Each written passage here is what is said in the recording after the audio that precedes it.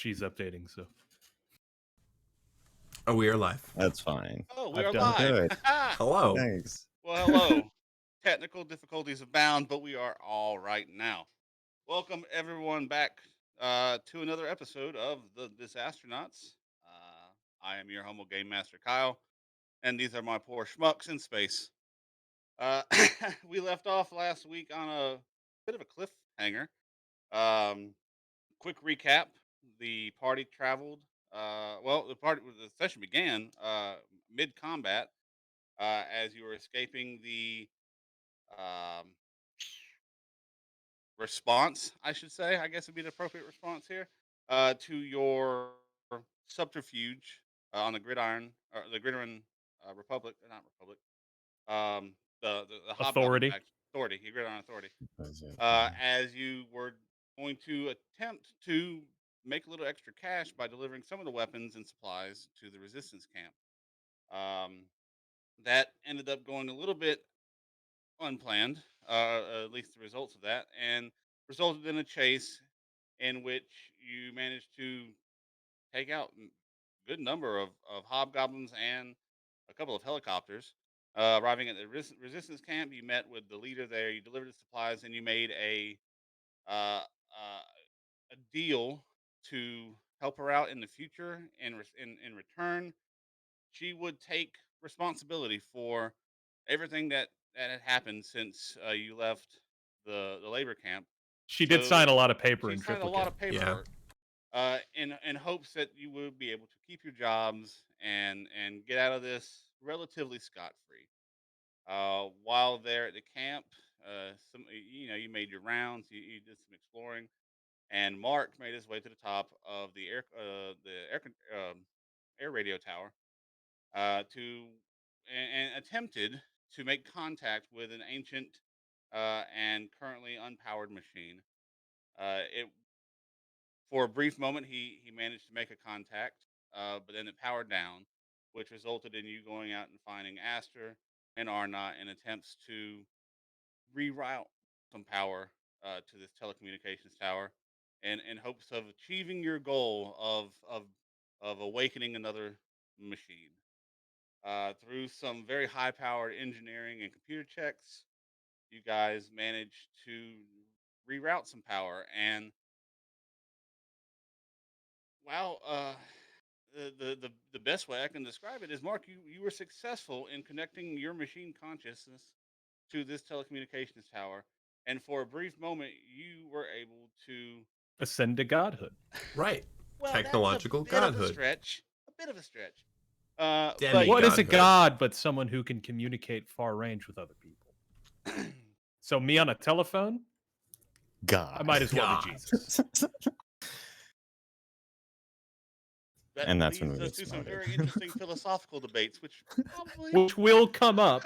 Oh yeah, I- knowing us, absolutely. I would And- love to discuss such things.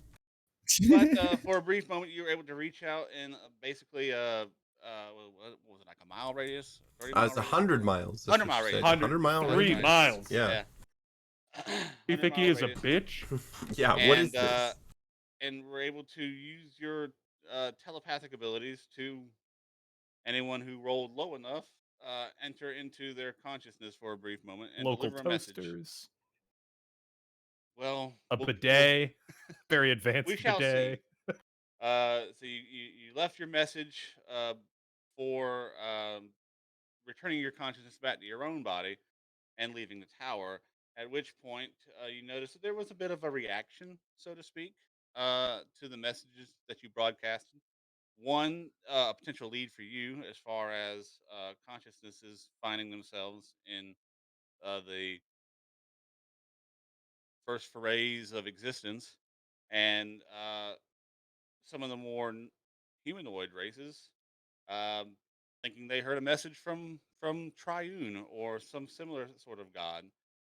You parlayed with the resistance camp, uh, got them to consider efforts of peace, and then boarded your BD 514 and made your way towards the labor camp in a hopes of doing the same. Upon boarding your ship, you received a message or had a message left on your uh, communications array that essentially said that you were under investigation for within the company, and this could the results of this investigation could result in your termination. And that is where we left off last session. So tonight we're coming in with you guys aboard the BD 514, making your way towards the labor camp. What would you like to do?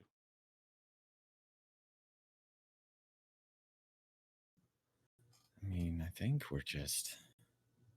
I've got to, announce our presence and stuff. Have we established what our story is, though? I suppose we haven't. We probably got to do that.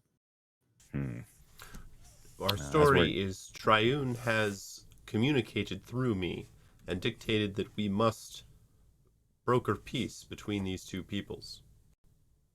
Yeah, but that's it's got to be before the well, when we turned on them and blew that shit up, kind of before that, a little bit after the fact of us leaving one of their cargo trucks. No, we were kidnapped, obviously, and he holds up a big, whatever the data pad that's got the copy of all the different paperwork, or I guess no, that's right. It was like dot matrix printed out of Mark. Yep. It was That fucking actually printer paper in the future Yeah. because Well, we had enough ink in Mark, I guess. It's not paperwork if you don't have paper. Right. How can you have a paper trail if there's no paper? But Mark- yeah, so I think he holds that up. He says, "Wait, well, we've got some reasonable founding to lay up at as far as the whole kidnapping thing's concerned." I think that we should conceal the fact that we are planning to report to our employers the fact that we were kidnapped, and instead adopt the guise of missionaries coming from a new religion. They already know who we are. Like, we talked to them. You shook hands with some guy. Yes, I but don't think now- they're gonna believe we're missionaries. Now we have communicated with Triune. We have Oh my transformed. god, we've like found the light. That's what it's like we've sort of been touched by the great will of Triune. Yes. He I was gonna don't. look I don't for really want to be humans. touched by any god, to be honest with you. They heard Well, I my mean, there's no message. And Exactly. so there may be some people there already receptive to what I am proposing. He nods. I mean, we Um, could like combine the stories a little. I don't think they're gonna be happy if we just fucked off with the resistance, and then we come back and all of a sudden, oh, we're here because our god told us to come talk to you. I don't think that's gonna work out. The hobgoblins, they have a gladiatorial pit. I don't think It's they're true, one they for do. Yes. not one for niceties, let alone deities. If the cucumber is bitter, throw it away. What? Does that mean pickles? Where'd you get cucumber at all this? If there's a briar in my path, I will walk around it. Right. He's yes. doing the thing where it doesn't make sense again. That's what he's doing, right? That's not just me. I'm concerned that perhaps I'm just not grasping it now, and that's really quite intimidating. Actually, he's kind of like staring at Mark, bit of like existential dread on his face. The fact that we have communed with Triune, as well as the rebels, the origin of how these two parties were brought together will not be of consequence. Right. No, I think actually that there's something in that. I think we've got a decent chance of like sort of a foot in the door, so to speak here. I'm not sure that they will be as receptive if we say that we went with them of our own volition before we received this divine message, though. I think that Asta may be onto something there. If we are pressed, we may fall back Sure. on that decision. I think it makes some sense, yes, perhaps to withhold that whole part of the conversation unless it is directly addressed for us, though. Wonderful, excellent. He's kind of just running down, I imagine, the employee handbook of like how to deal with kidnapping negotiations. How to deal with potential kidnapping negotiations after getting kidnapped, but before talking to the people you were kidnapped Right, it's from. very Subsection specific. There's several C, different, tables and The handbook is very important these days. Well, regardless of whatever you two decide to do, I'm going to be in the smuggler's hold, not talking or looking at anyone directly in the eye. I'll send C's out. That's about all I can do for you, though. You breathe the air that surrounds you. I sure will breathe the air of the smuggler's hold when I'm in there by myself.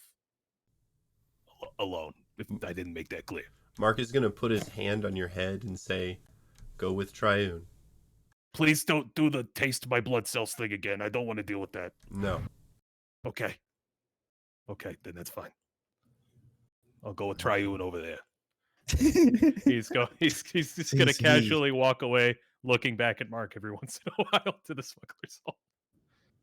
He'll set his hammock back up. Kind of looking at Mark for a second or two, and then just shake his head. Right, Donald. How long till we reach the Gideron Authority labor camp? We're actually preparing the landing now. I love Wonderful. you or not. I love you too, dear. One session is all it took to make Kyle say "I love you" every single time. It's the mark of a good DM right there. Yeah. You establish a rule and I must follow. Yeah. And me too, apparently. So that's fine. It's great. You have some weird And you can see now you are now approaching labor camp airspace. parasocial relationship with your ship. Oh yeah, you know that. Everyone make me a perception check. All right. And he. I'm terrible at that. Thoughts on a 12?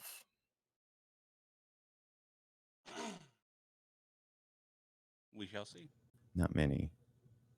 None, in fact.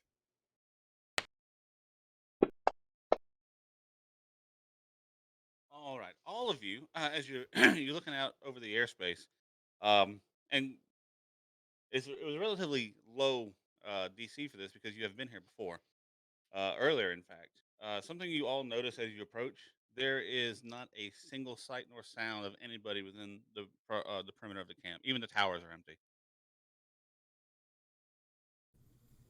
Don't be sluggish in action, discursive in conversation, or scattered in thought.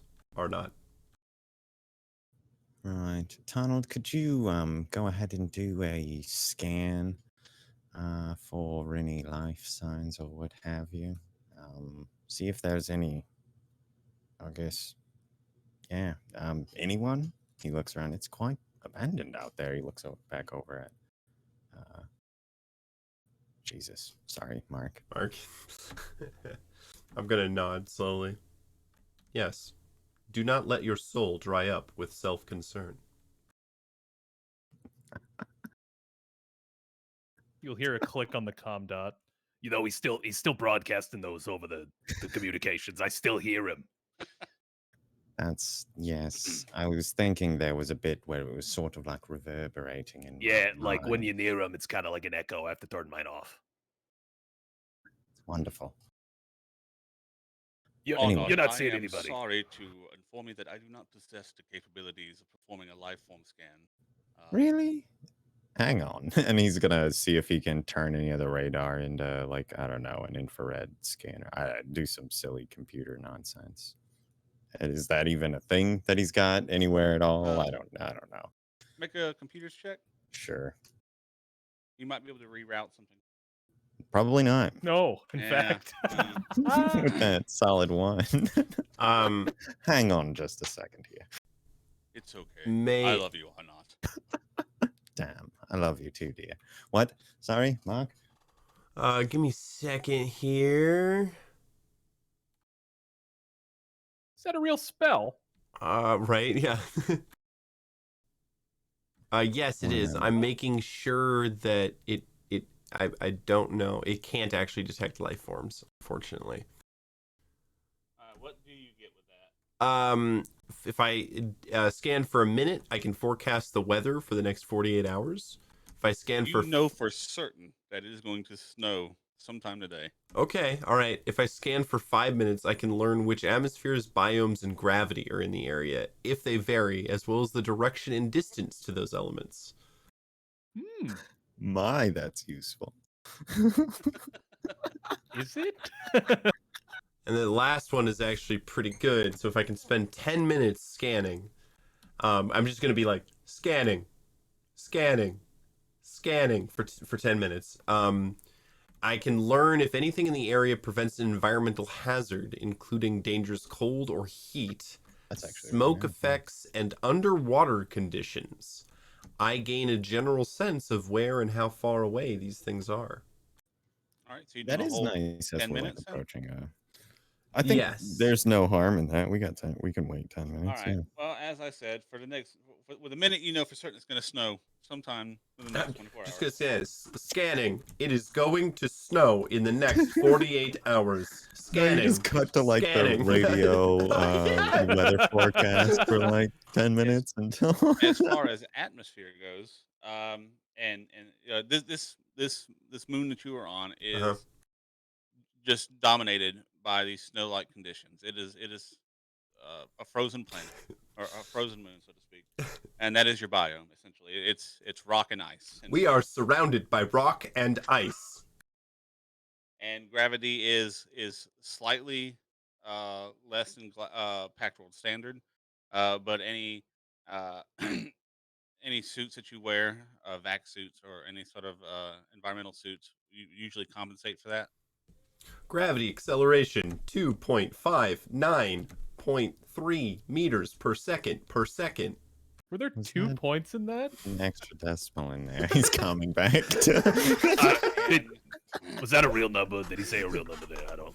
and with the full 10 minutes, you learn that this place, for most humanoid creatures, most races and species, uh, there is the temperatures at night get well below into like subarctic and very dangerously cold weather, and you're getting close to the end of the day now. Scanning. Scan complete. We should seek shelter. Well, we are in a ship here. I imagine that it's likely that's where the rest of our perspective, There are dangerous snow-like conditions approaching. I fear staying in the ship may lead to us being buried. I have a space heater in the smuggler's hold, so I'm okay. I made it myself. Heater. Yeah, I made it. I made it out of the toaster. I'm sorry to say on that. I had to repurpose the toaster and the toaster oven. You've just Uh, cut the side off of a toaster. No, I cut both sides off of a toaster. That's incredibly dangerous. I think I could use that to cook like toast still as well. There was an old alchemist called Nikola Tesla. Did something pretty similar.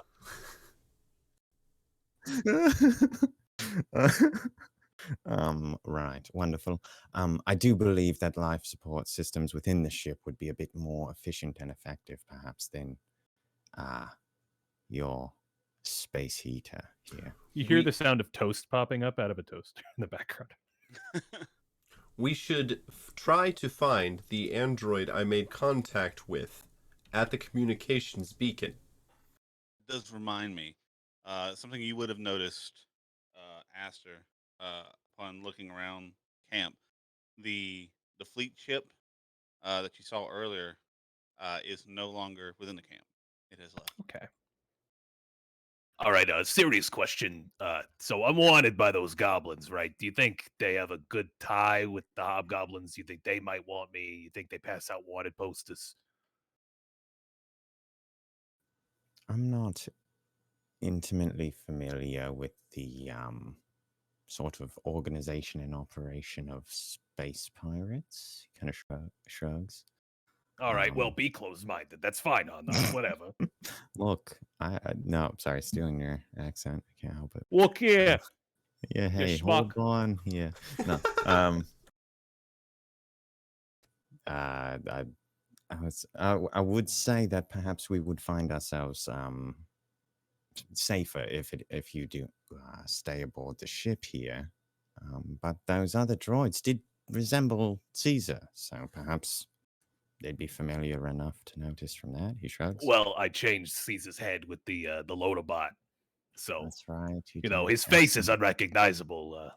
And Certainly. space goblins are too stupid to recognize the body shape. They're a little too short too, so they can't really see above the chassis. And perhaps the head will change, will not be quite as. Anyway, no, I think it's wonderful. Absolutely great. Thank Just you. It's nods my genius thumbs up. after all. You know, I've got a spot at that. Space fairy magic, obviously. Let's not do that. Let's not keep going down that Space Ferry road. No, that's absolutely. I'm convinced that's what you are, and I'm bordering on convinced that we are traveling with Triune. And it says, but that said, I believe we should find ourselves wherever it is that the folks here have gathered. We need to make contact. All right, so you have you're landing Yes. in the labor camp. Okay. Thanks So yeah, very you much. land, and again, you look around. Yeah, from what you can see from your current viewpoint within the ship, yeah, there doesn't seem to be anybody out and about in the yard. I guess like hailing frequencies or whatever, send them comm messages to anyone who would, landing authorities or what have you. There's to no way see. they're all hiding away due to the weather, right? I feel like they'd Maybe at least they're keep all- some guards out here. They could be all dead. He shrugs. There is a non-zero chance that my psychic message overloaded their nervous systems. What, Oh like a my God. microwave on a head? It's like that ancient Yes. film Scanners. That is an apt description. Though if it happened immediately, there would be many more corpses in this area. You would think. Right. And perhaps like red splotches all over the snow, or gestures out. Perhaps it was a slow aneurysm, and blood clots made their way to their heads as they gathered in some central place to worship the newly awoken Triune. You're really on this right now, aren't you? I do not understand what you mean.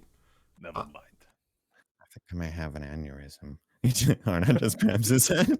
Like, what does it feel like? Does anyone know? I felt it. He showed me what all bodily systems felt like. It's like a headache, but death. One of those. Like a death headache. Fun question. Do robots have frequencies like a radio?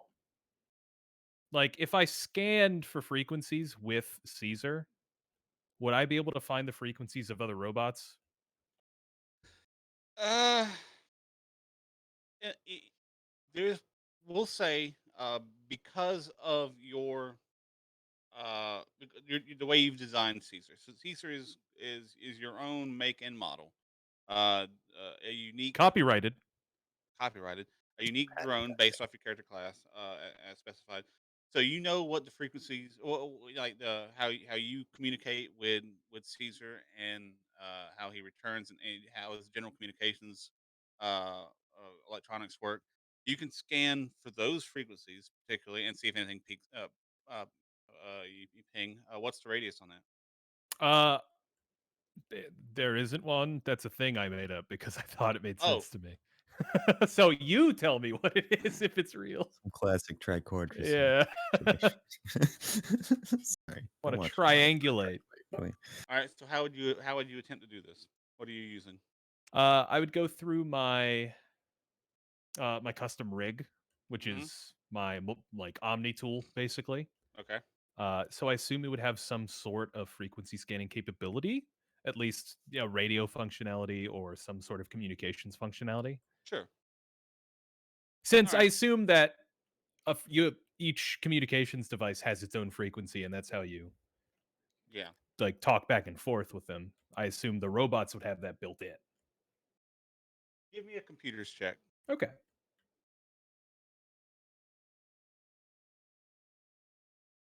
22. 22. You you dial in on what you know to be frequencies that you could reach with Caesar, both through wireless communications. LAN. Well, land's a little more direct, I think. Um, Scanning the area, you do not get a response of any Okay. kind. All right. Well, We're gonna need to find these bots somehow. right. And I mean, if we can find people, I believe that will lead us in the right direction at least. We should How long begin. do we have on that snowstorm here? Um, I guess, yeah, Yeah. Mark, but Oh. to the DM. give or take, I mean, you're looking at basically a late afternoon equivalent at this point. Wonderful. So within the next like 2 to 3 hours. Possibly nightfall. Okay. Yeah. Good deal. All right. Well, We we should. should- Yes. Yes, Sorry, go ahead. we should begin by searching a radius around the ship and then gradually expand that radius until we find the missing bots. How's about we start with some of the buildings in the camp first? I suppose that Maybe would less work. efficient, but a more informed parameter for the start, and then rule out the most probable locations. And then begin building radiuses around the buildings themselves. I understand, Arnott. Sure, yes. He just sighs. He loves a good radius. Yeah, he keeps doing stuff in the golden ratio too, I've noticed.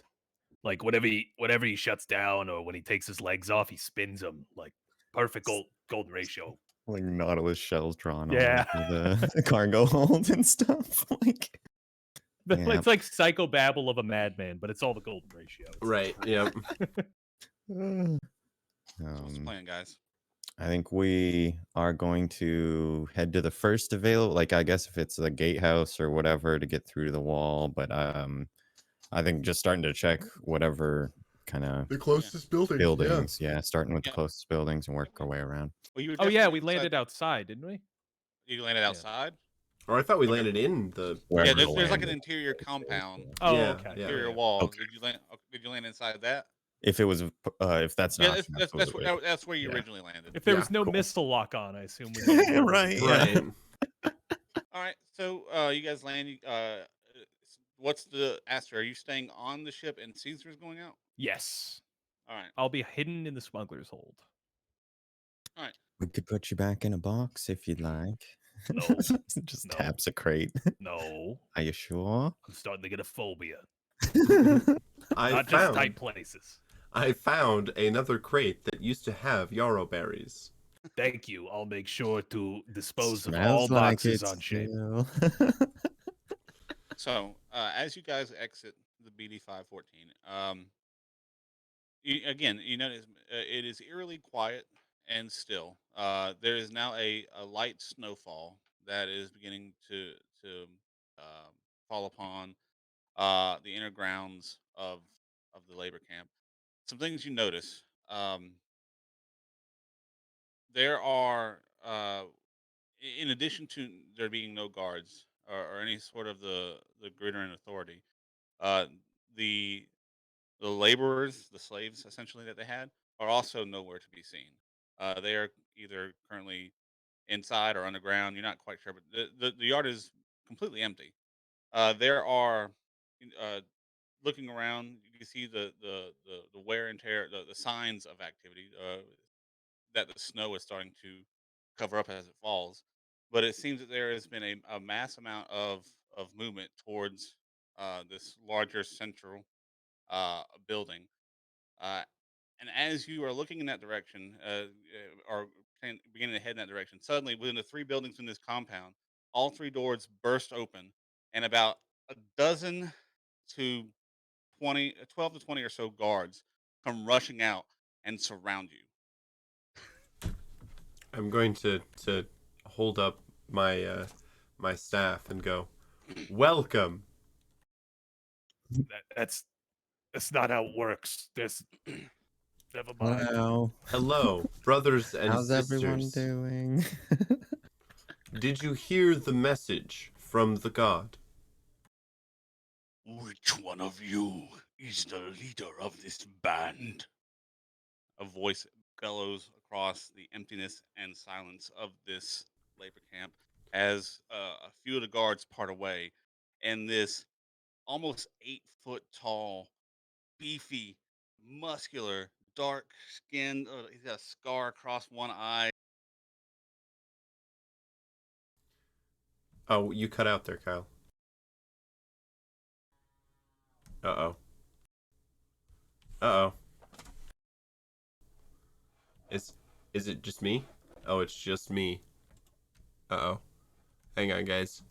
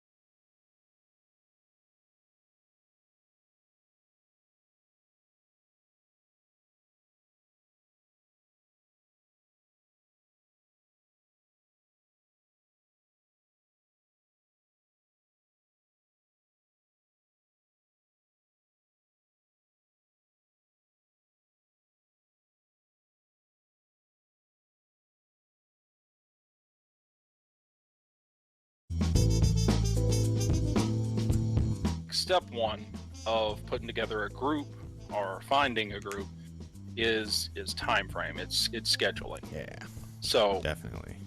before you can even look at a DM's preferences or style or players' tendencies, styles, preferences, before you can look at any of that, you have to look at scheduling.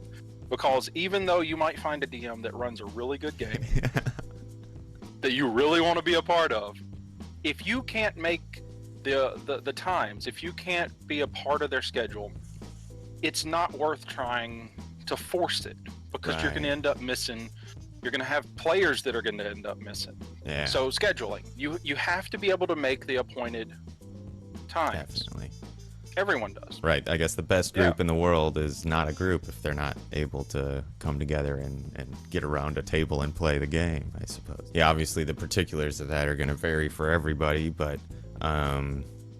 do you feel like there are any sort of tools, tips, or cheat codes to getting a scheduling to work? The very first thing you have to do is everybody has to understand their own limitations. Right. You need to sit down and write it down. Write down when are your guaranteed days. You write it down so you don't have to think about it. Figure out, go through your week, go through your month, write it down, put it on a notepad. Just know your own availability so that you know where to look. I think that seems like a really simple thing, I think, to a lot of people, but that is absolutely, that's key, is like, know your damn schedule. And you think it's easy enough to recall your schedule, but when you're put on the spot, you're going to sit there and try to go through, do I have anything on this day? Do I have anything on this day? Just go through it ahead of time and write it down so you can say, yeah, I know it. It's right here. I agree. That's a good idea. I lean toward, I have a Google Calendar, which is what I use to keep like everything in my life that is organized. Do you have any favorite tools to use, programs, things of that nature? Now, personally, my schedule's always been pretty easy to work around. It's a set schedule, so I mean, there may be some better tools. Like if you look at it, you can make a chart off of like Google Documents or something like that. And which is what I used in my questionnaire. That's like the first thing that I had. It's basically just a series of rows and columns with little check boxes, different times of the day, different days of the week. Check the ones that you can be a part of. Right. That you know you can be a part of. And that's the best thing for it.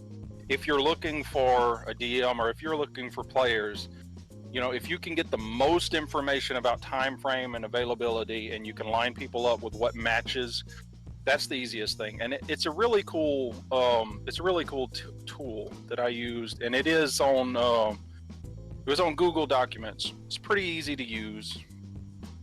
It lets you put in however many rows, however many columns, and it just puts little check boxes there. And all you got to do is just click on all the ones that are applicable. Now, obviously, life happens. Right. But you need to know what, 90% of the time or more, this day, this time slot, this is when I can make these games. And then you need to look for a DM that's running a game in that time slot. If they're not in one of your time slots, move on.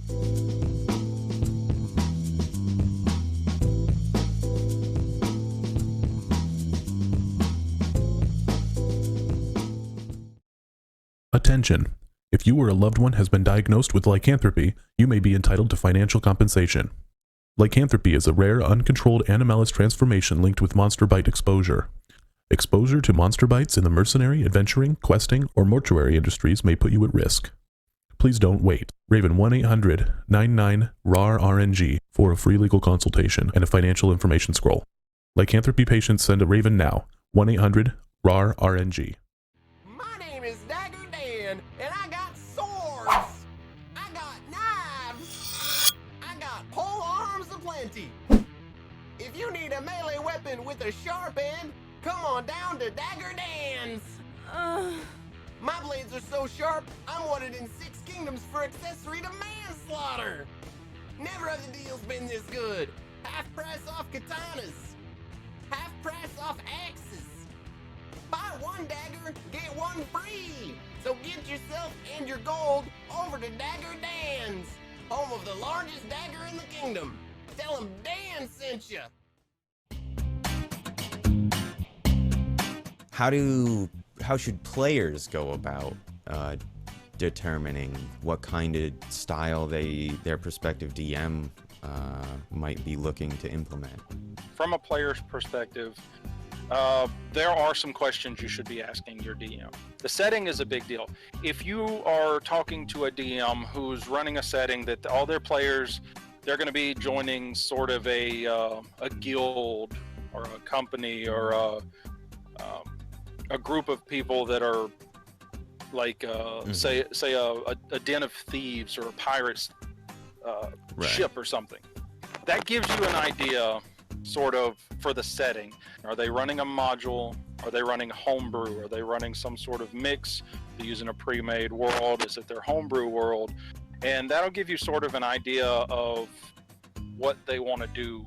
So what you need to find out is, are the sessions going to be encounter driven? I guess that's the best way to put it. Because asking them, hey, look, is every session going to be combat, or are we going to have opportunities to roleplay? It seems straightforward, but the main thing is, are they building their game to be encounter driven? If a DM is building their game to be encounter driven, then most of the time, not all the time, most of the time it's going to be that you need to defeat these encounters to progress. Right. That tends to let you know that it's going to be more combat oriented. Some DMs, and you need to ask them this question: can you solve, will they allow you to solve encounters or even combat encounters? Right. Can you solve these problems with roleplay? Yeah. Do you have that option if your reasoning and your roles line up? Can Right. you solve these things with roleplay? If the answer is yes, then they're allowing for more roleplay. If the Right. answer is no, which is fine, Yep. you're going to have to fight. That means Yeah. they want more combat. And I've been in games where I felt, as a charismatic character, that I could persuade some certain bad guys. Right. But the DM had the mindset that, hey, This is we have to have rolled combat initiative. Yeah, because it like- needs to be exciting. Yes. Oh no, that's what I was saying. Is that's a really good way to phrase that, or to like come at that, is by saying, hey, so how often will I be able to talk my way out of whatever Yes. mess we find ourselves in, or you know, think my way out of, or you know, because my answer to that is, hey, if it's reasonable, like you're saying, and the dice line up and all that stuff, yeah, do it. Yeah. Whatever. Yeah. There are no guaranteed combats, right? But I think there are DMs who are going to say, well, there's going to be some situations where you're fighting, the giants in this are just savage, mean monsters. Yeah. And they don't want to hear it, and they're not going to talk with you.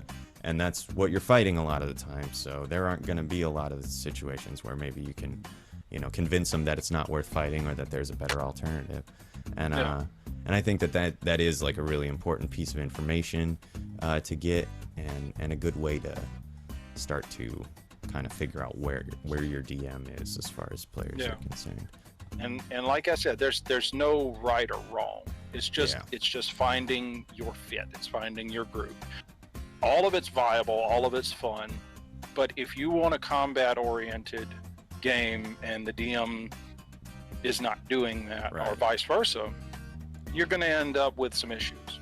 That makes sense. You're going to end up not having fun, and that's the whole point of it. That's not great.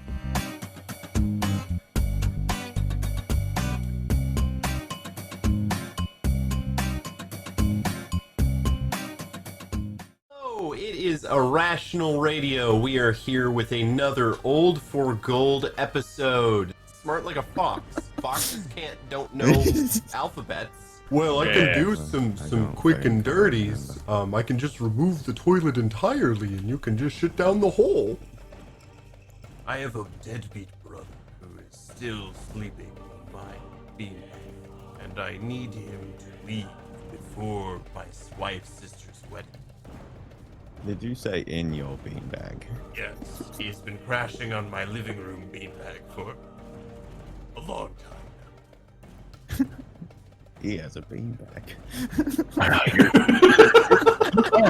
All right. Well, I'll make sure I let you know when I've poured all of your orders into one of the sections. This is the most ridiculous situation. You were For a making it this restaurant. whole way through like that wasn't a totally ridiculous idea until you had to say, and I will pour your food into the giant trough which you will retrieve it from.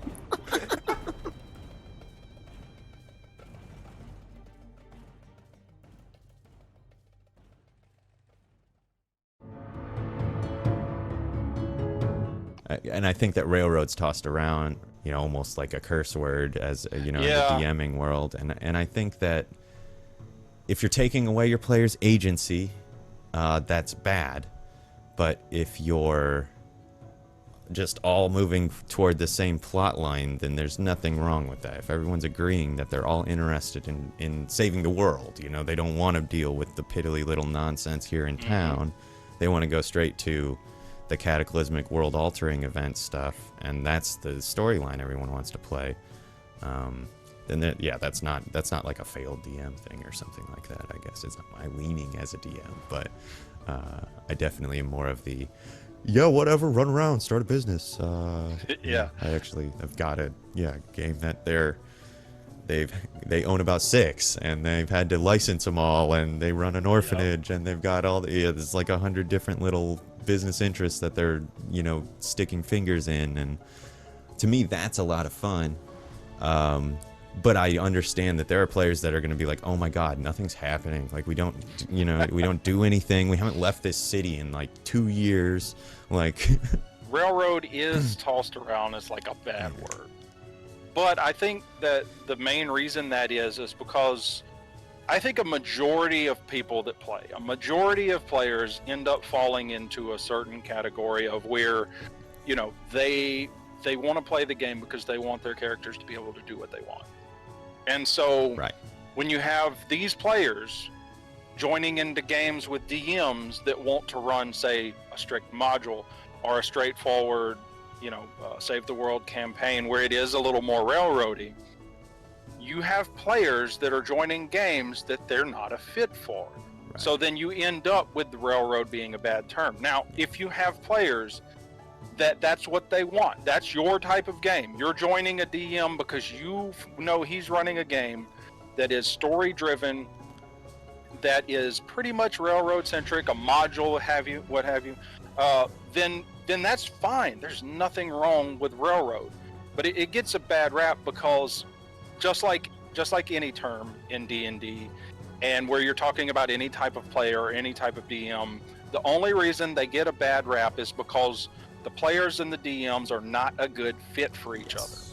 And that's what we're trying to talk about, is to get your fit as a player, as a DM. If you find your fit, there is no bad word. Right. If you are doing some sort of like greater plot arc development stuff, and even if it's individual running around nonsense, eventually the stakes have to get raised, the pressure has to be increased in some way, and that, you know, there are people who are going to call that railroad. You know, I think that it is part of pushing the plot forward at some point. I think that's it's much more important that everyone's looking for the same kind of game, because what one DM does and gets called railroading by one player, you know, another DM could do with another player and never hear the same word because they were both looking for that kind of game at the time.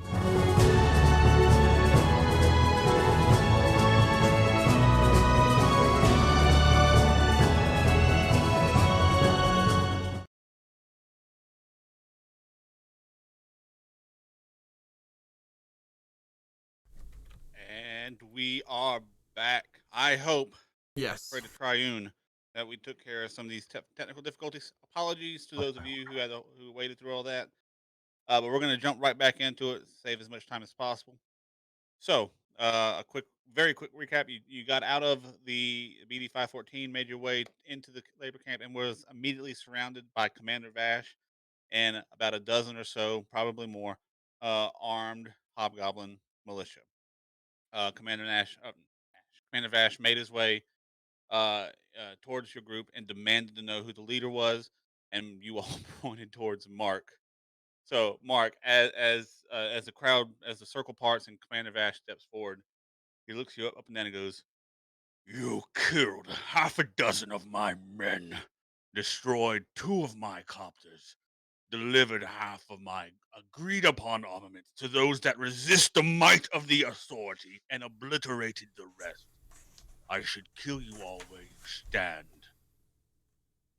Unfortunately, my hands are tied, and I cannot. Lord Sinjin wants to meet with you." I see.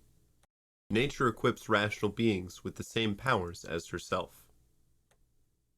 What he means to say is, thank you very much. Look at the court of Augustus. His wife, daughter, children, ancestors, sister, Agrippa, relatives, members of his household, friends, Aridius, Mechanus, his doctors, his priests, and the entire court are now dead. What he means I'm to not say is, nodding. please take us to Sinjin, is what he's saying. He only Absolutely. speaks in triunese now. Whether speaking to the Senate or the humblest person, use language that is respected, but not affected. Right. Right. Yes. I mistranslated. Is what he's saying.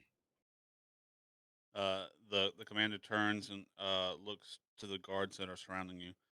"You lot, search the ship. Find the one that is missing. The rest of you, take their weapons. Bring them inside. I'll reach out to Lord Sinjin and tell them that they have arrived." Aster will now crawl into the vents Okay.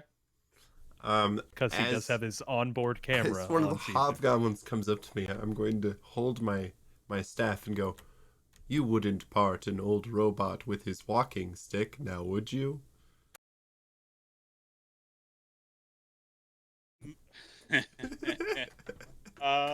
Persuasion check. Yeah, go ahead and roll a persuasion check. See Oh, if that no. works out for you. Diplomacy, I think. Diplomacy, all right. Yeah. Rolled an 8. He kind Solid of -1. he kind of huffs. And what's your AC? Kinetic AC. Kinetic AC is 11, so it's a good old 11. All right. There is a I guess you would feel a sharp pain as the butt of his rifle kind of hits you in your mid area, and then he reaches forward and tries to force the staff from your hand. I'm gonna let him have it. All right. Good. Please, you have like 2 HP left. And you're hiding in the vents. Yeah, I crawl up into the vents like a little weasel. All right, give me a stealth check. Okay. 14. Oh, it's not bad. It's Oh pretty my bad. God. It's really bad. That's 11 though. It's really bad. I put a Dun, lot of dun, points into dun, it. dun, dun, dun, dun. You get to have like a Die Hard side adventure. Right, I have a little fucking lighter in front of me. Unfortunately, though try as hard as you might to hide in the vents, within about 5 minutes or so, you are smoked out. Literally, as a I smoke thought- bomb. That's literally what went through my brain. I was like, they're gonna put smoke in the vents, aren't they? It's And dusty you- up here. He sneezed a few times. you're brought out. Do you resist? Casually resist. Casually resist. Like I'm flailing between the two guards. All right. You know, that's Uh, I have rights. I need a lawyer. I'm not going to talk to you. I'm fairly certain that space ferries are not prosecutable by most legal jurisdictions. Not helping or not. Pain is Just bad smiles. for the body, but good for the soul. He's just like hung in a headlock. Like his feet are not even passing to the guard's legs. They are going to attempt to put some restraints on your arms, your hands. Mine? Everybody. As you are That's then fine. led towards the central building, surrounded at all times by the guards. It's finally nice to have a detachable arm, isn't it? I say the three of you.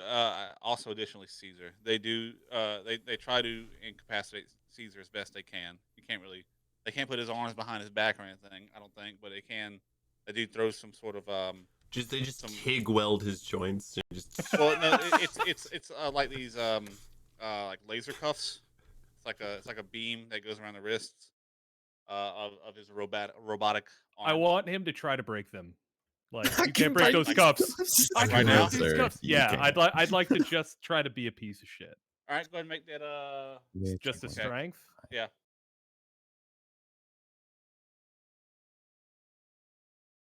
19. nah.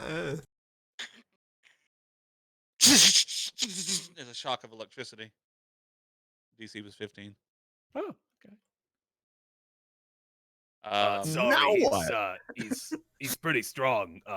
But if you put me down, I'll walk with you, and he will too. So be civil and all. He can be civil as well. Men exist for the sake of one another. We do mean you no harm. We came here for a reason. We didn't come here just to get shackled by you all. Take us to your leader.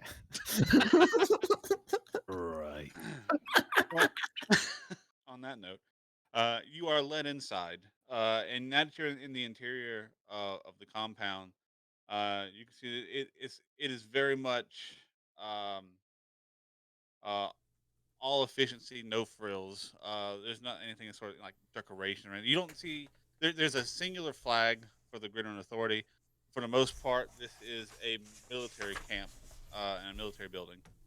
You were led down. Oh, go ahead. All right, I'm just gonna say, I appreciate this aesthetic. You were Little led Spartan. down a dimly lit hallway, um, very bare bones, whitewashed walls, et cetera, et cetera. You pass by several doors, all closed, no windows, and eventually you come to the end of the hallway and you're led inside a room. Um, beyond, as you open this door and you're led inside, beyond lies a sumptuously appointed chamber with a single central rectangular table. Um, there's a large whiteboard sort of thing on the wall behind it that has currently taped about onto it very haphazardly. What looks to be some sort of tactical map of the region of the planet itself. The seat is empty, but as you're all brought in, a side door opens up, and Commander Vash steps in, carrying with him a small circular device that he places on the table with a desk in front of you. Pushes a button, looks at you all, and before as he's walking towards the exit to leave, goes, "You should thank whatever maker you have that you have the backing of Lord Sinjin, Thank you, or you Triune. would not leave here today." And with that, he walks out of the room.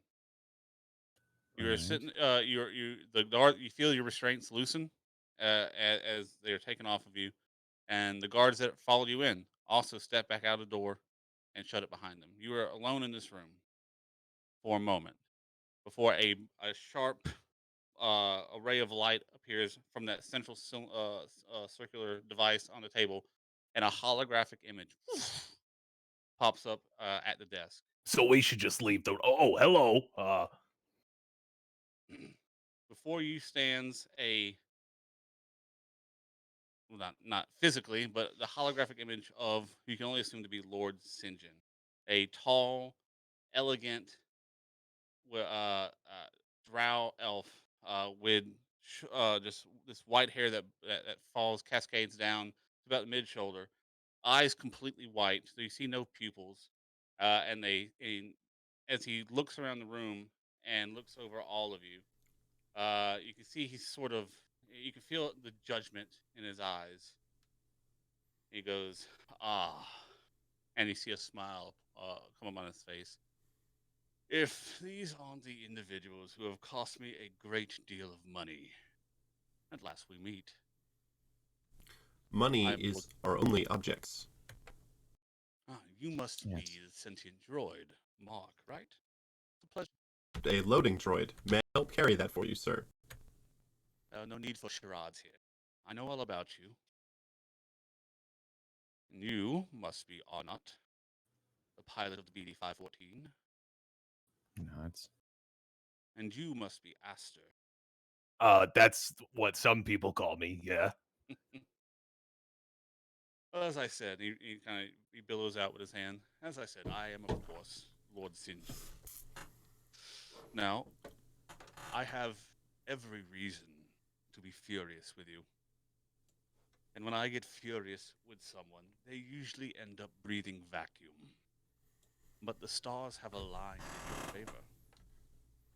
I need you specifically for a very special job.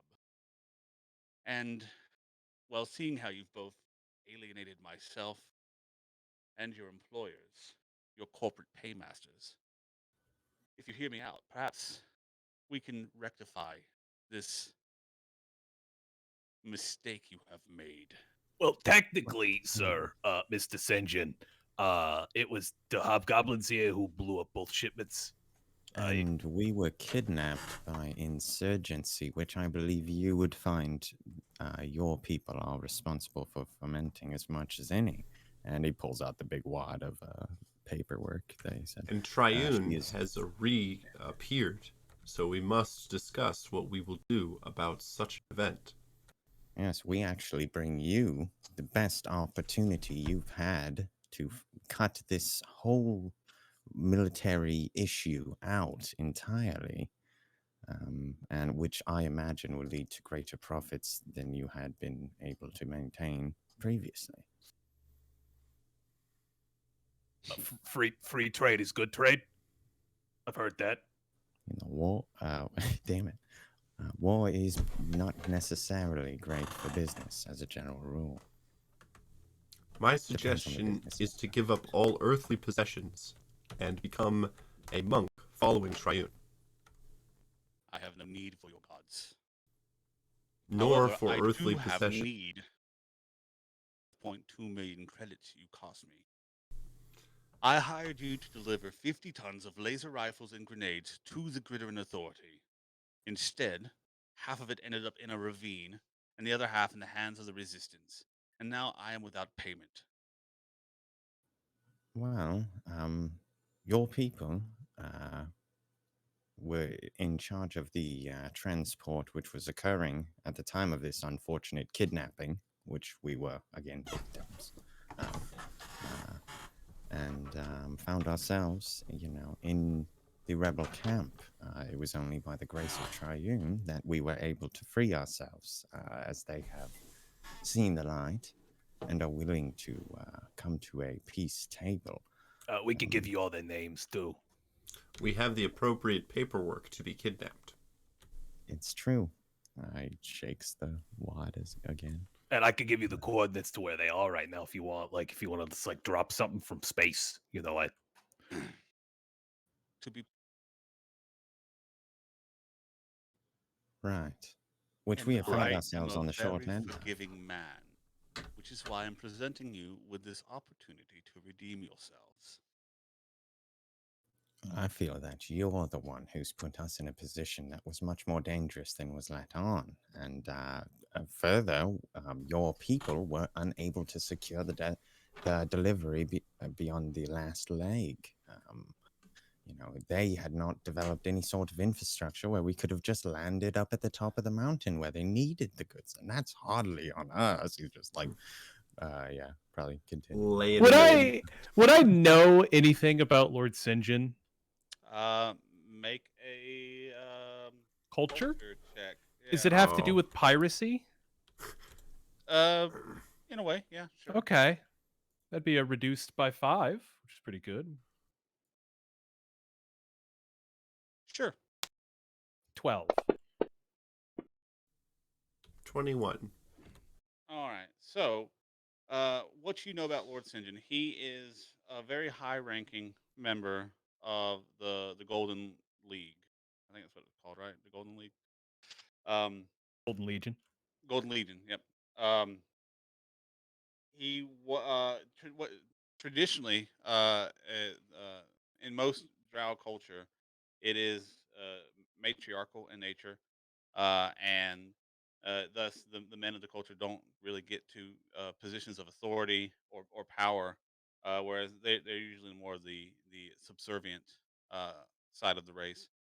Um, but Lord Sinjin, with those roles there, especially the 21, you find past news articles and the like, dealing and information about Lord Sinjin dealing where when his departure from his home planet, and to make it to make his way on his own away from the shackles of that matriarchal society. He was dark for several years and eventually built his way and his power up inside the Golden Legion, to a point where he was able to garnish a reputation and a power as a leader within this syndicate of crime. Big leader, like holy shit leader. Pretty big, yeah.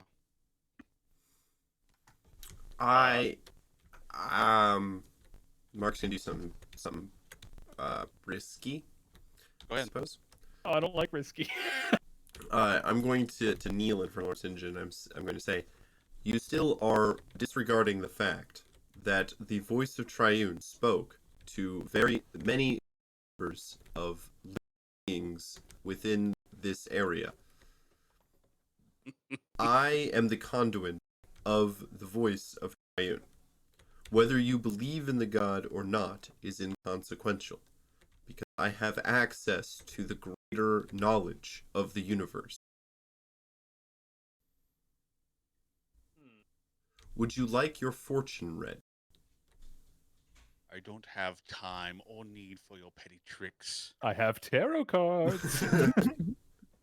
Let me Just be do frank. a palm if you like. No. I have on good authority that your position within the Evgenai Jameson Corporation is done.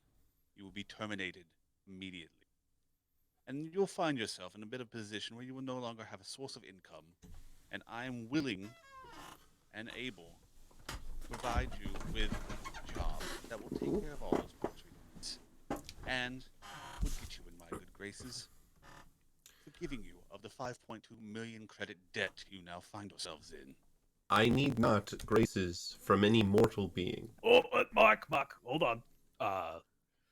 Graces for us are good. So, graces mean you can start your, church.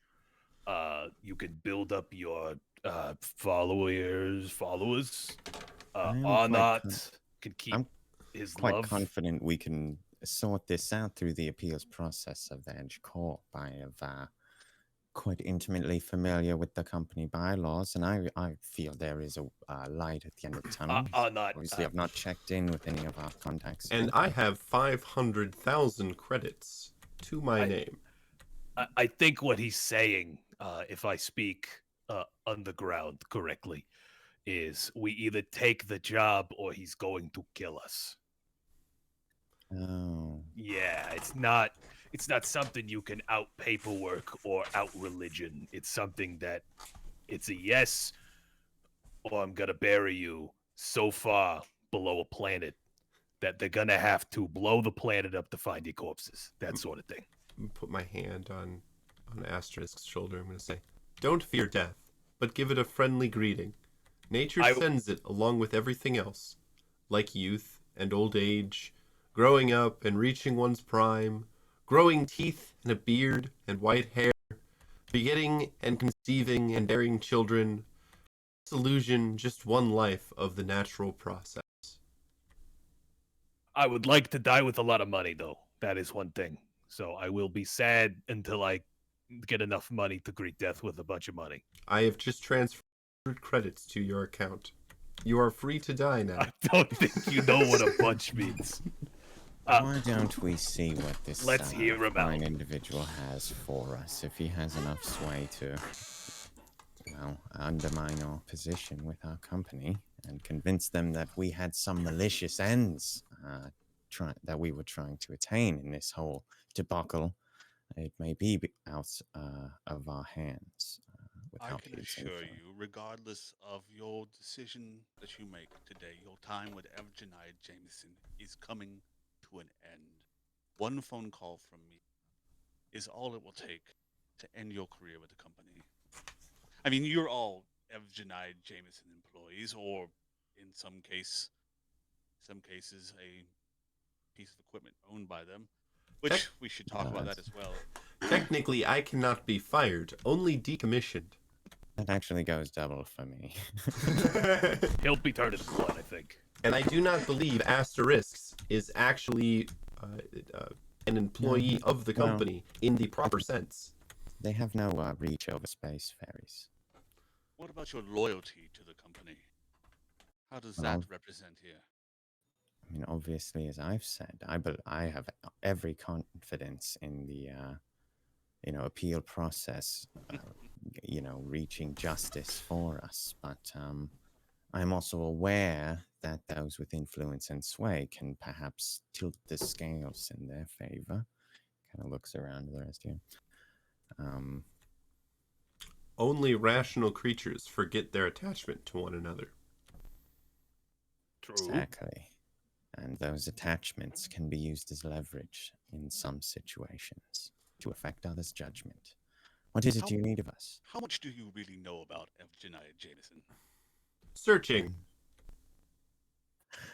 He's got a bit. It was a rhetorical question. I know that they are everything. He's probably stops. Indeed, they are everything. Well, I've spent enough credits to learn quite a bit about them, and I've discovered something very interesting. They've made a breakthrough in hybrid null space technology. Null space chambers, of course, aren't new, but no one's been quite able to figure out how to make them bigger than a few feet across. Your friends at EJ Corp, however, led by a woman named Elaine Razora, have cracked the code.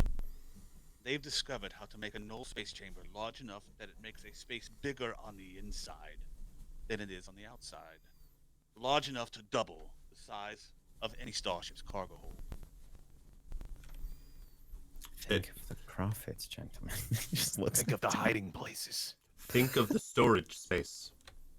Imagine, if you will, if every emergency vessel carrying supplies to victims of the swarm could carry twice the medicinals. If every starship bringing settlers to a distant, uninhabited world could carry twice the spare parts and supplies.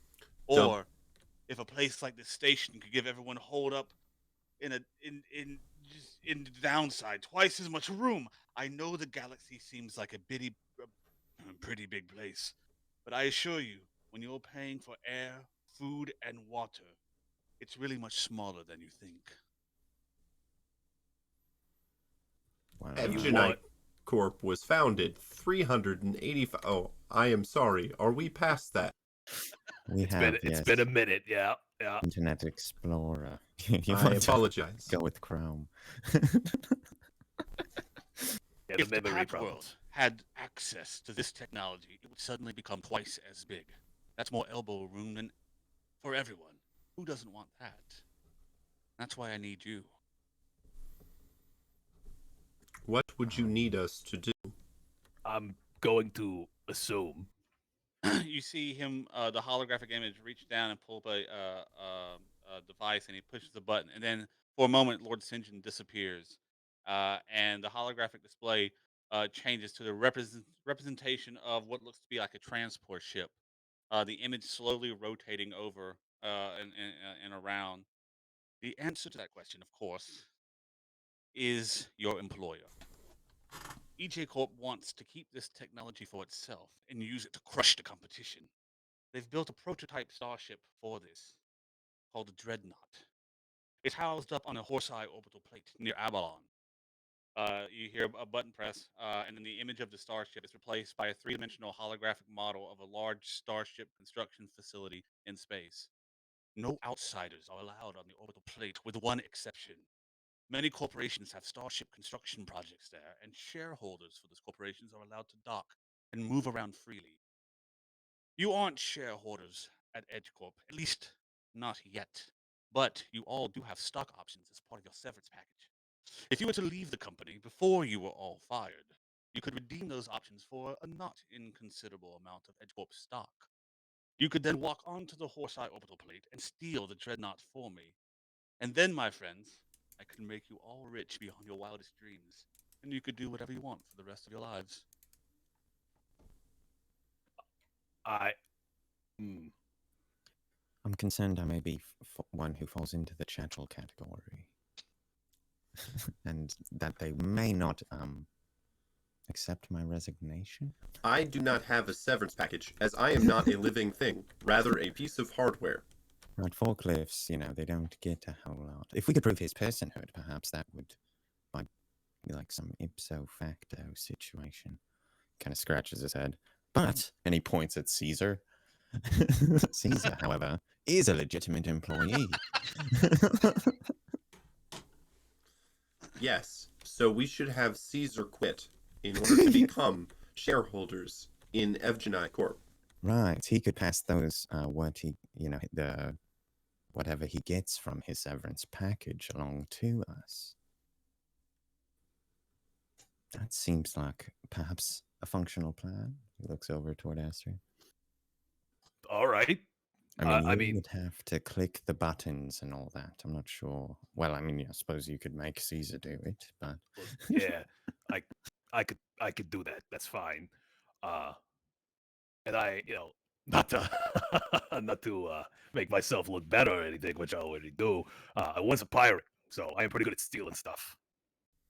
Sure, right. And I mean, obviously, that's sort of the next step would be securing this vehicle. Kind of like, I guess, whatever, kind of zoom in on the shipyard facility, try and take a closer look at it and Okay. ask, so what is the sort of security situation here? What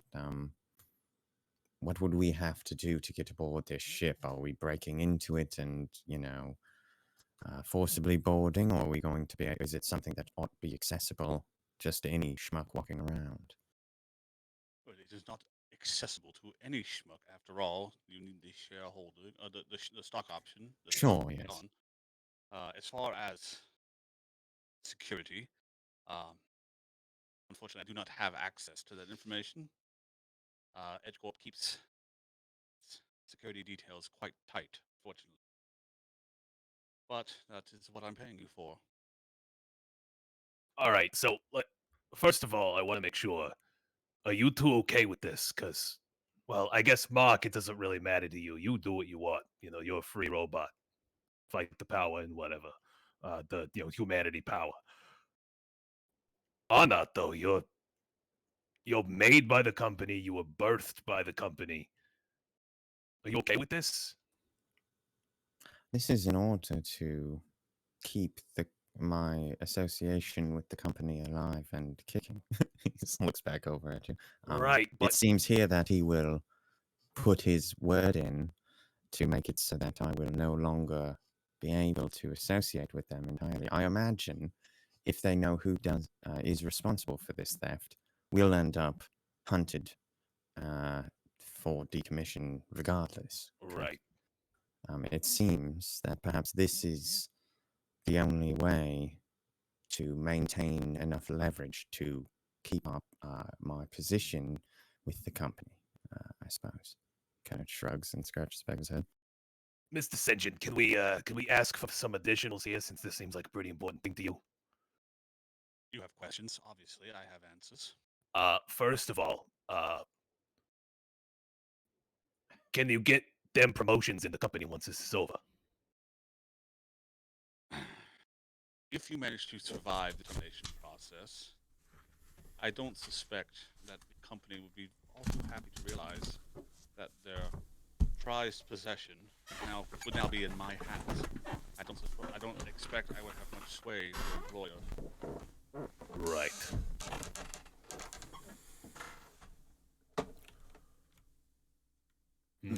There is another issue at hand. There's like loads. Which one do you think of? The one that has nothing to do with the current situation. Right. Might have guessed. Which is? the droid that I made contact with earlier, that seems to have been alive. But do you want his help getting him back? I would like to find him. I believe they are somewhere on this compound. Sinjin, Do you know anything about that? I do not involve myself with day-to-days of the Gideron Authority, but I can ask Commander Vash. Will you provide me with clearance to search the base myself with my companions, seeing as how now we are working for you in a direct sense? I think I can make that call. I would like to see your. So you are benefit agreeing to package. this proposition then? Well, I mean, yes, like I said, I'd like to see the benefits package you're offering, as well as sort of, where I'd end up as far as hierarchy within the organization and, sort of that general gist. But I think it seems we have at least a tacit agreement. If you manage to steal the dreadnought and deliver it to me, and your employment with the Ed Corp is terminated, I will make you this promise. I will have a position for you before you leave. No questions asked. Like swapping the poop decks of bigger ships, literal poop decks. You think too small, my friend. I am quite small. But your ideas and your ambitions are big. Yeah. Right. Imagine a position worthy I mean, of those ambitions. He's been surviving off of saucers of milk for several weeks there, so. I do have one final ask here. Please ask away.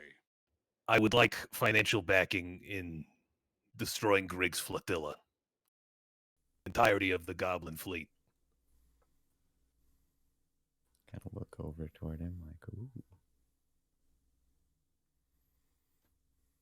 You see this, And he'll hold his arm up. And it'll clink on his forehead where it's half metal plated. and all this. Yeah, that's from him. So I want to make sure all he has is ashes remaining. A revenge story, is it? Well, I will admit that I have quite a bit of dealings with the fleet you speak of. It's very helpful in the transport and delivery of certain goods. You're a bit in the loop on that now. So I cannot, in good conscience, I Yeah, can mass manufacture robots like this for you now and your that- entire legion. That is a proposition worth considering. I tell you Only- what I can do for you. If you manage to pull this job off for me, I will owe you a favor, and that favor can be called upon at any time. And I think I know which favor you want. I can put you in a room with Grick. He probably wouldn't know his name. He'd probably get it wrong. Like, Whatever he's just the a piece fuck of that- shit goblin. Yeah. Goblin pirates. And you can do what you will at that point. Very well. Well, Right. I'm willing to Space accept if Opera. you do. Any other concerns or considerations or questions? I am a busy man. Have you, personally, let Triume into your heart? We're gonna get so killed. No. What do you believe happens when you die? I don't have time for this conversation. What do you think time is?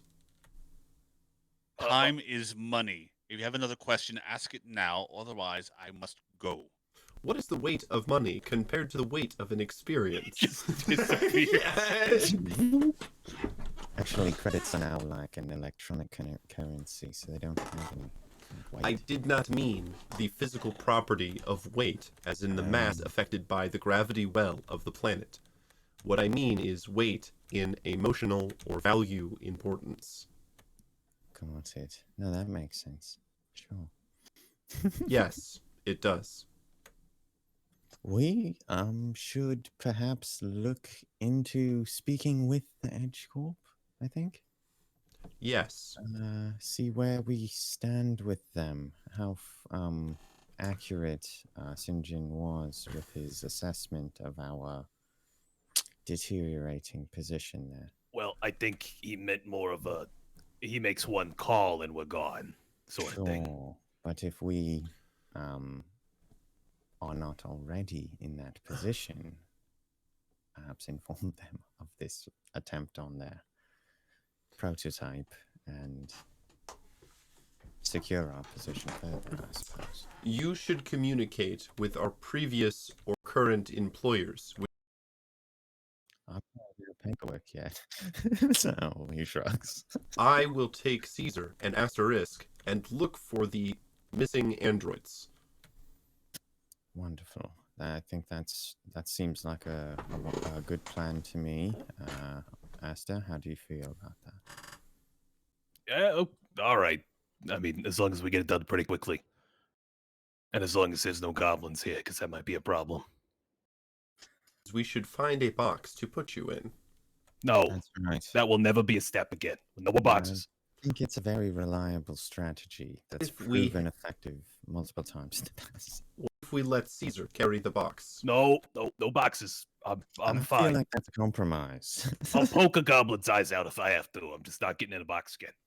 I think I could find a duffel bag. Right, or a backpack, perhaps. A footlocker? Mark, I'm going to rip out your core. It probably won't hurt, but it'll make me feel better. Okay. Right. I know. That's why I said it. The cost.